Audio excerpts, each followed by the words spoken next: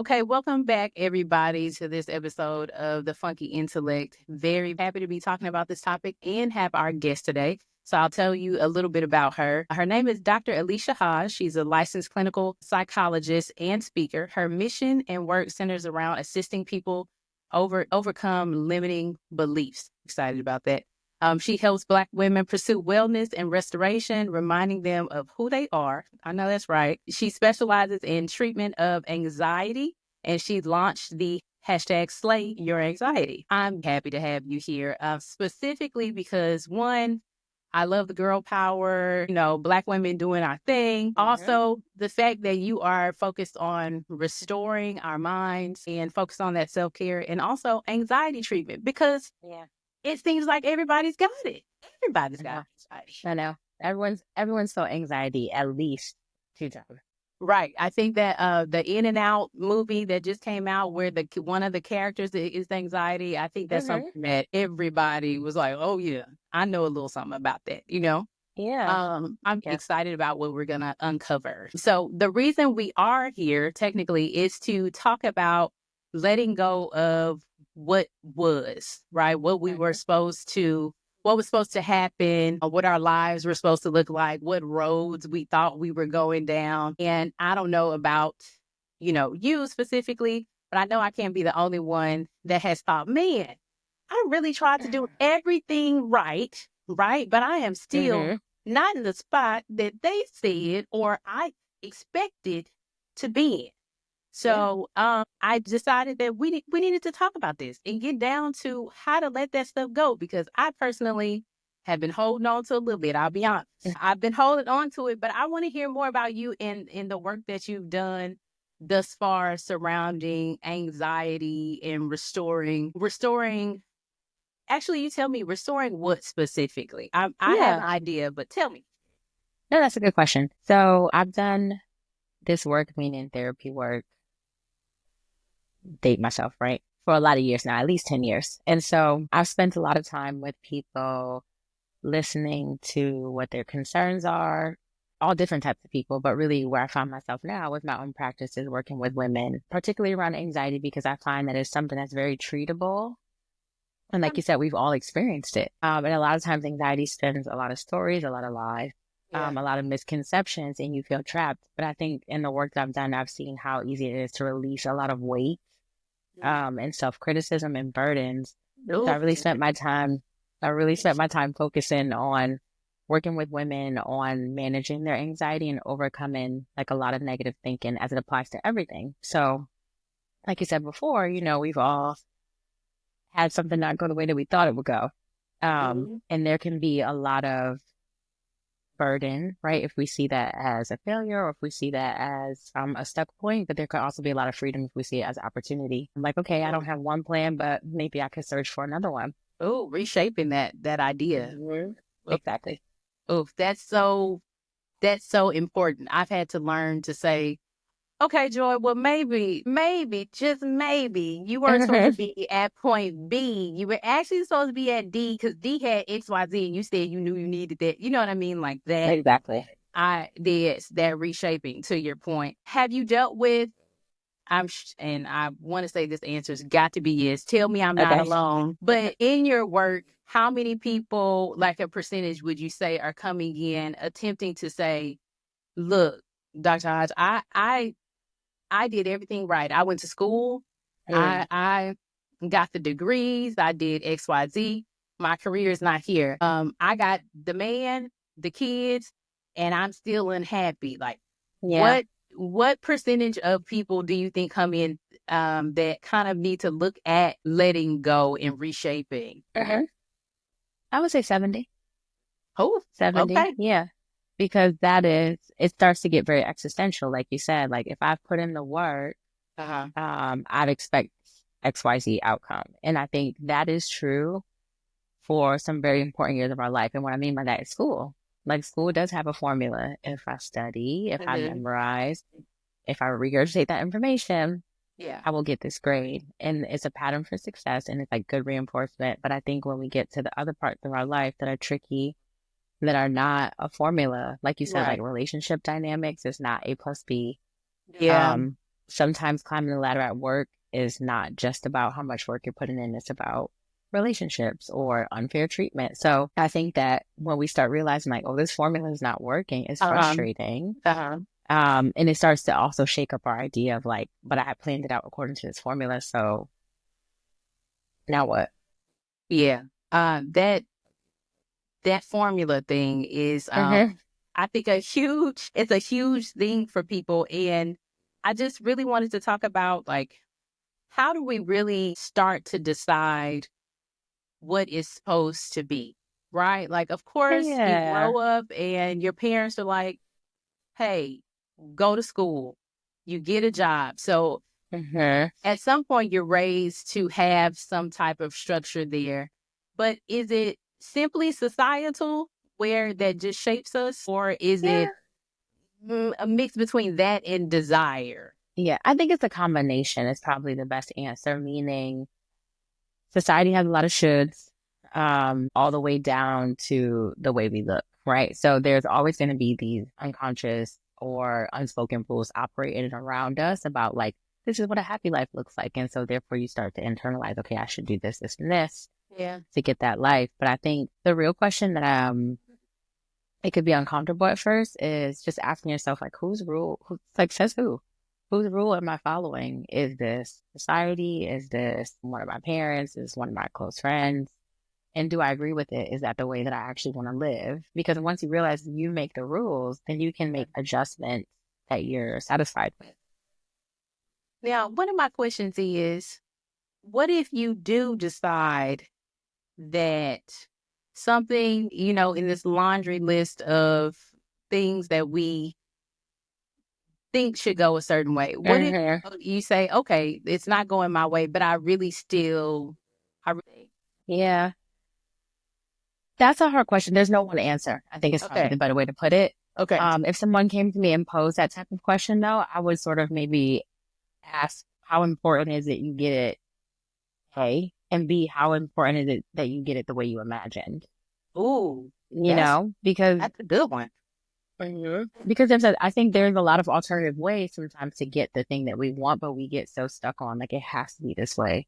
It has to go according to the script that I created. That now I'm even blocking off opportunities or chances to still get the satisfaction or the meaning of the thing, but maybe in a way that I didn't expect. There could be a way that's better than ours, but a lot of times we're like a little too nervous to test that out. Okay. I mean, that's a very good point. That's a very good point. I think a lot of times for me, and let me just say, put out a disclaimer. I'm going to refer back to myself because I don't know what folks are, I don't want to speak for the man. I mean, you're the expert of yourself. You can speak for yourself always. Exactly. And I just think that the idea, I think it's going to always come back to reshaping. See, I could say the same thing. So say I want to be married. That's easy. Okay, low hanging fruit. However, it's not with the person that I just dated or something like that. Right. But you still want a version of that. How do I let go of the relationship or the thing, whatever the item is, and then say, okay, let's reframe what it looks like. In letting go of that, is there a step of like, get to your point, getting to the root cause of, would you say that was the first step? I think the first step is always returning back to yourself, meaning a lot of times we can get very focused on what somebody did or didn't do or is not doing. And if we at least can pull back to like, what can I control? Because I ultimately cannot control anyone else. A lot of times we try to, like with our behaviors or we try to do certain things that get a reaction or cause somebody to react the way we hope they do, but we really don't control that. So if you can focus on, maybe mourning, like we talked about, mourning this idea, this picture of the way that you thought it was going to be, like giving yourself the grace and opportunity to mourn that, but then asking yourself, like, what did I want? Like, what was it about this relationship that I liked? Is that something that, are the character traits, are there actions? Because the acceptance and the understanding that's not going to be with that person, that might require some processing, but it also doesn't necessarily mean you're cut off and now there's nothing else for you. I think it just ultimately means like reflecting on like what will I do to position myself to Mhm. get the thing? And of course, we know with like something like marriage that is complex. It's not necessarily, again, the Right. A plus B Right. type of scenario, but I also think our mindset determines a lot of not just outcome, but experience. You know, if I look at everything like this is it, every experience then becomes very pressured No. and Hmm. you can over romanticize. Like everything is just so serious versus I Yeah. think like this is a great experience. This is a great time. Right. I'm enjoying it and I'm grateful for it in a way that's different than like it has to go this way. Right. You know, Don't that's like the decide source. it's the be all end all Right. in whatever it is. This is the job. This is the Right. part. This is Right. the person. You just Mm-hmm. leave it open to Mm-hmm. experience is what you're saying. Yeah, as much as possible. Like, and I think a lot of times when people hear these concepts, they then swing to the other extreme of like, oh, so you're saying don't care, and I'm like, no, I'm not saying that either. You know, ultimately, I'm saying know yourself and know yourself enough to see like where is anxiety maybe running the ship here? Like, am I getting pressured? Mhm. Like to say this, I'm rehearsing what I'm gonna do. Mhm. I'm over analyzing what people say to me. A lot of it is just based in control. It would be nice if we could control our futures. If I could write something down and have it go Sure. exactly that way, you know, that would be wonderful. But I think anxiety, you know, is found in the uncertainty. So when people are not sure, then you start to fill it in maybe with scary thoughts or scary ideas that then make you get more rigid. But if you could fill that space with maybe not even positive, but more neutral, helpful Mhm. thoughts, things will look different. I I wonder, when I think of letting things go, Hmm. I kind of think of the anxiety of not knowing, and then Hmm. the anger of the disappointment of it not being the first draft, Hmm. right? And so I often think, and tell me if I'm wrong, like those two, they're kind of a handshake at some point. Like they both are the same thing. You maybe can feel disappointed, but then also have angst with, okay, well, what does the second draft look like? Because I was supposed to be in the first draft, and the first draft failed me, or maybe didn't Yeah. fail, it just didn't go through. But Yeah. the anger or the disappointment that comes with it, does that feed the anxiety? Or I guess I'm trying to figure out what's everybody's steps, I Yeah. guess, are different. How do they go to? Yeah. I think the reality is that you can definitely feel more than two, sometimes three, right? And more things at one time. And so sometimes one might feel more prominent, like I'm very scared and afraid, but I'm also angry. And especially, I find when anger is in the picture, I consider anger to be a secondary emotion, meaning there's something else first. And that could be I am disappointed and now I'm angry, or I'm sad that that person isn't who I thought they was, and now I'm angry. Mm-hmm. Um, Anger is just, you know, I like to usually just describe that anger is more socially acceptable. And so a lot of us can relate more to anger, but typically we're talking about another emotion underneath the anger that came first that maybe is more vulnerable or difficult. Okay. But they can both exist at the same time. So I don't know if necessarily one fuels the other. What I do focus on when I'm talking to people about anxiety, the way that I do work is their thoughts. So I'm really asking, what were you telling yourself? What were you believing? Because I want to see what's tied to the anxious feelings. Because if we can alter your thoughts, then we could then, right, in theory, alter your feelings. Another question I have is, when you feel like you have wasted time, I have heard people Mm, say, man, I've been with that job 4 years, right? Or I've done da da da da. And sometimes people stay around because they put a mhm. little work I put in equity, some sweat work. equity. Yeah. Yeah, And yeah. so what do you tell people when they realize it's time to move around? The Hmm. second draft is coming, whether you like it or not, Hmm. but they're stuck on, I'm just so built up and frustrated because I feel like I wasted my time. Yeah. You know, again, right, we're talking about reframing perspective and perspective shifts. And so that would be the first thing, right? Is to even Mhm. saying that. Like there's some times where I have a client who's telling me their perception of something, and I say like, would you be open to start even saying the story differently? Would you be open to not say that anymore? And we can talk about something else. Like you can even say, I feel like I wasted my time, because that's more expressive of your perspective than what is a truth. Uh, And so it gives you the idea of saying like, yeah, well, one way to look at it is a waste of my time. But another way is one way to look at it is I definitely know what I won't be doing ever again. I know mhm. what a toxic job looks like now. I have more than enough experience to reject or have certain boundaries around what I'm going to accept from Uh, other people. okay. Because the reality of it is that when you look at it, is that thought helpful to you? And if you can say Okay. no, right? If you can say no, Yeah. then that hopefully is at least enough motivation to say like, okay, well, what could I think instead? How What would can be I useful to me? reword, reframe this idea? Mm-hmm. I love Mm-hmm. that. Maybe it's okay, well, it took me 3 years, but I definitely got clear on what I don't want or what I do want. Yeah. And I won't have to revisit draft one again. I'll remember it, taking it into the second edition. I love that. Mm-hmm. All about reframing for sure. So let's talk about, is it necessary to reframe and move on when you're writing that new chapter or that new Mm-hmm. addition? Like what are the actual steps that you think most people should know when it comes to, okay, I did the thing, I'm going to let it go. Mm-hmm. I have accepted, Mm-hmm. I am reframing, I'm going to talk about it positively as possible. Mm-hmm. What, because I know that might take some time.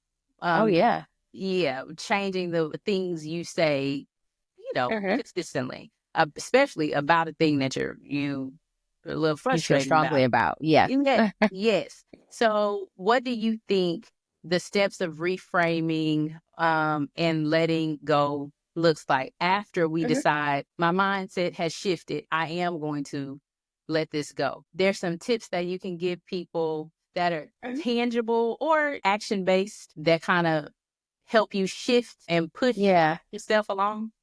Yeah. I would say the first is to give yourself credit, right? To start off in the space of saying, like, I'm doing something hard. I'm about to restate my story, even though I've been telling the story for 3 years, and acknowledge that it might be difficult. And it's about practice. It's not about being perfect.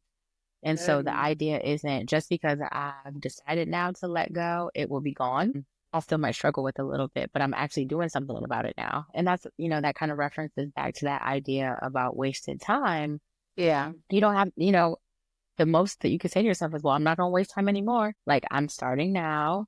yeah. Yes, it was hard for me for the 3 years, but I'm finally ready. So I'm going to do my best to practice thinking differently, knowing that, I might get pulled back to the old story because it's just so familiar. But if I can Uh-huh. have grace with myself, I think that's actually where people see progress is around like how you treat yourself and how Mhm. you allow yourself to make your own change, right? Because it is up to you and it's not easy work, but really to give yourself credit and support yourself, right? Like be your own safe space. Ooh, that's good. Helpful. Giving yourself credit. I mean, I just want to throw the cards up in the air and walk away because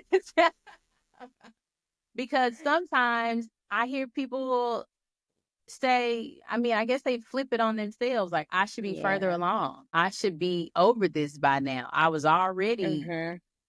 3 years in, or, man, giving yourself the credit that Yeah. you are letting this go and it won't be immediate. Mm-mm. Oh, mm, Yeah. that's good.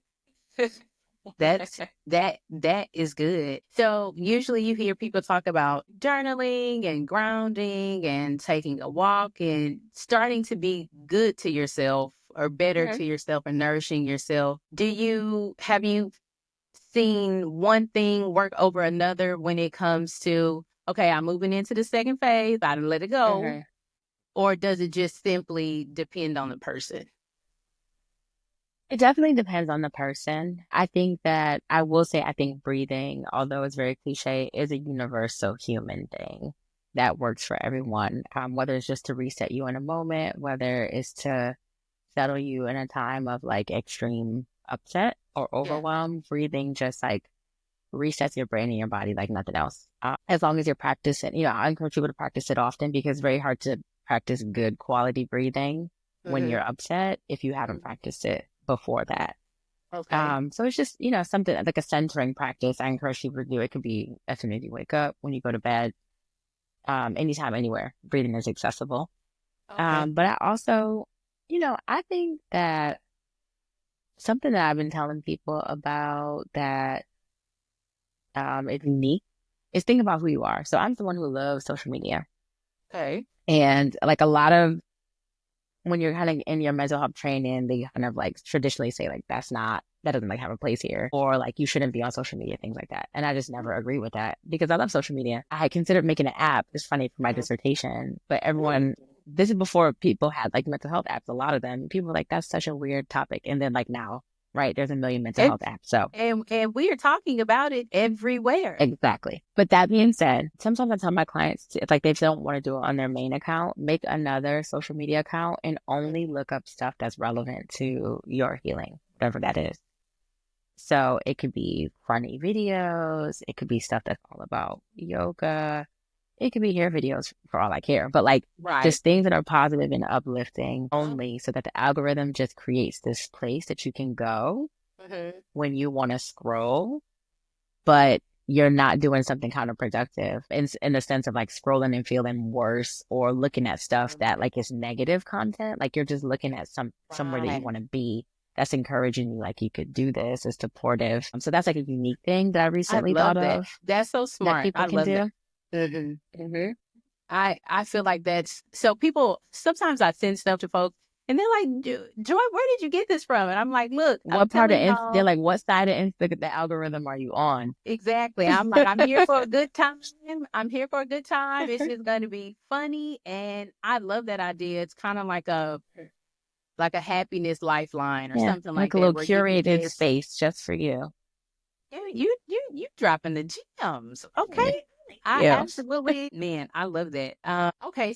Breathing, and making a happiness social media account or a self-care Mhm. social media page. I love that. I think both of those things are super attainable to do after you decide to shift your mind and say, okay, girl, it's cool. We're Yeah. here, but we're going to get to wherever we want to be. And I think that is probably two of the most reasonable things I've heard.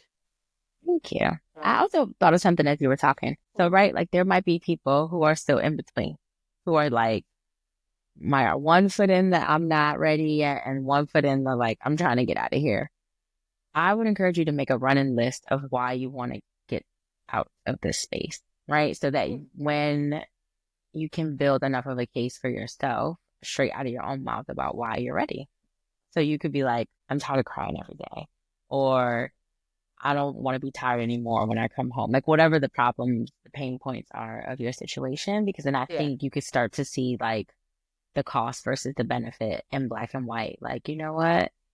Yeah, it's uncomfortable to try to move into this new space, but like, look what it's costing me. And then that might Mhm. push you and remind you when you might go back Yeah. as to why you don't want to go backwards. That's good too. That's good too. It's kind of like breaking up with somebody and you'll like either block them or Yeah. change the name of their I tell people change their name in your phone to like whatever feeling or whatever negative thing that they did to Yep. remind yourself don't answer that phone. Don't get off Right. the That's line. what's on the other side of this.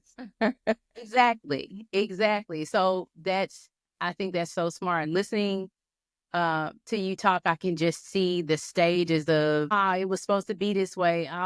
Now I'm upset, I'm frustrated, and I have this anxiety of letting it go. And then I can Hmm. clearly see the acceptance of, you know what, it's fine. It's fine. Like let's just go move to the Yeah. next step.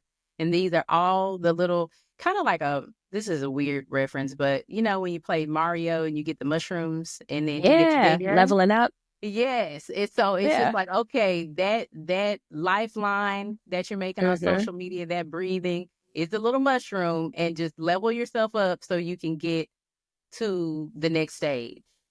Yeah. I love And it that. really is a practice thing. Like you do grow and you get stronger. Like over time. It's not a straight up line. I think it's something that's you're worth investing in yourself. And so even, though we might have devoted a certain amount of time, like it's never too late to wake up and change and do something different. And so, it's not worth the energy of being self-critical. Like, I can't believe I spent all this time. And it's like, well, believe it. We did it. We moving on. Like, right. Yep. Accept it. Okay. So Mm-hmm. you said it's not worth the energy. Okay. My next question, one of my final questions is, what happens if we don't let go of that thing? Well, like, what happens when we don't accept that whatever we thought was supposed to be did not? I mean, Yeah. it affects, I would assume it affects our minds and our bodies. Yeah. But what do you think about what's the, I guess, the risk in not Mm-hmm. actually accepting and letting it go? That's a really good word. I think it is a risk because it can range, right? I think you named the higher outcome, which is we know chronic stress is literally a portion of a lot of preventable death, right? In our society, like in terms of health problems, like stress is oftentimes a factor Yeah. in the progression of a disease. So, thinking about it, as I know that sounds a little scary, but it's true, right? The idea of like, what can I do in my life to reduce stress? If I have things that I'm holding on to that I don't need to, let's start there. Like, what's in my scope that I can control, which is Yeah. my thoughts. Uh-huh. All the way down to just it being a barrier and limiting. I'm a believer in like removing any barriers that we have as much as possible to be like our fullest self. And so you're running the risk of still not getting what you want or practicing a lifestyle of like perpetual dissatisfaction. Because if you're constantly focused on, right, That what is I rough. wish I had or what I could have, like what will you be satisfied with eventually? I might feel a little triggered. I'm going to be very honest. Like, my God, have I felt perpetual dissatisfaction? I don't know if it stems simply from letting things go, but I definitely can get down with that idea. And I've conversations with friends and things like that. I can hear us say, it was good, but it wasn't good enough. Yeah. Could have been Yeah. that. Yeah. And there's nothing wrong with wanting more, right? So I'm not necessarily saying we should not have goals or things that we want, but I think should is it's just a limiting word because should implies that there's a rule because oftentimes if I do get a client and they say, I should be farther in life, I'm like, okay, well, where should you be? And usually if once you really sit down, a lot of people are like, I don't know. And I'm like, well, then we can create standards for you and then ask, are they reasonable? But you have to be careful not to have these like very vague, it could be better ideas when you actually don't even know what you're reaching for. It just keeps you unhappy with where you are. Okay, so you telling the girls get specific, but stay open. Yeah. Try to get specific, Okay. right? Because then I think that gives you an idea of like, this is what I'm going for. But then ask yourself personally and truly, how much of this do I actually control so that I'm not leaning so heavily on myself? Smart, smart. And this is why you got the doctor in front of you. Oh, Yeah. yes.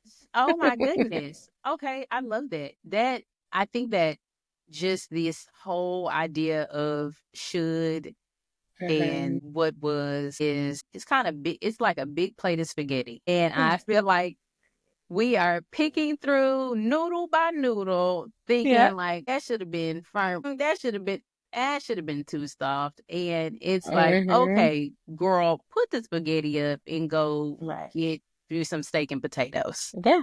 Yeah. And Just like you said, make your own rule. If you don't want the spaghetti, then go get something else. I love that. Thank you so much. Thank you Thank so much. you. I want people to be able to find you and follow your practice. Of course, you're in DC, but I tell people am. where they can find you or anything that you have coming up that you want people to be a part of. So Okay. tell people what you have going on. Yeah, thank you. So my platform of choice is Instagram, but you can find me all over the place at Help Me Hodge, which is like my last name. And I post tips, reels, videos. I also have a newsletter. So my website is www.slayyouranxiety.com. And you could go there and learn more about me, and see about speaking if you're interested. So my booking information is there. If you're interested in therapy, there's also a link as well. But, I have a newsletter, a little Slay Your Anxiety merchandise. If you got a little bit of everything, I think just because I have a lot of interest and I think I want people to understand and normalize just talking about anxiety and mental wellness overall. You can I find love that. me, on the internet. I love that. I'm gonna have to give me like a little water bottle or a t-shirt or Thank something you. like that Yeah. to support. I appreciate you, man, so much. And I think that people and the whole anxiety, at this point, I'm sure people are tired of hearing about anxiety. Even we have anxiety about hearing about Right. anxiety. Right. But I really do think that people will get something from this. I want women to just relax, release, Yeah. and move forward. And I think you gave some of the best steps that I could ever hope for. Thank you for giving me a chance to share this information because, like you said, I think everyone deserves to have that. And it really starts with you considering, to reframe your perspective.